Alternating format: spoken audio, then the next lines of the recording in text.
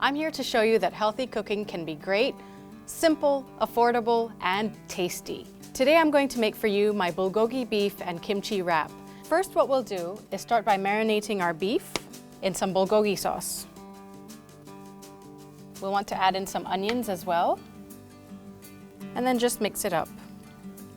You can marinate this ahead of time in the fridge for about half an hour if you'd like a more intense flavor, or you can cook it straight away if you're hungry. It's up to you. Put some oil in the pan and then heat it up. Once your pan is hot, you can add in your beef and onions. And all you need to do is now cook this until the beef is at the doneness that you prefer. Once this is done, you can set it in a bowl, and then you'll be ready to put your wrap together.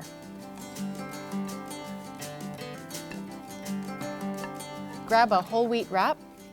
I like to use whole wheat wrap because it's packed with fiber, and that way it will keep you fuller for longer. And we start by laying the wrap down. Then I'm going to top it with some of the beef and onions right in the middle. Next, we're putting in our kimchi. And kimchi is a great ingredient because the cabbage goes through a fermentation process, which means that it's packed with probiotics. And this way, it means that it balances out the bad bacteria in your stomach, creating a healthier environment for your tummy. After that, we'll top it with our spinach.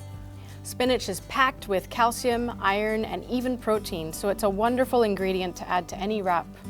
Once you have it on there, fold up the sides, this up.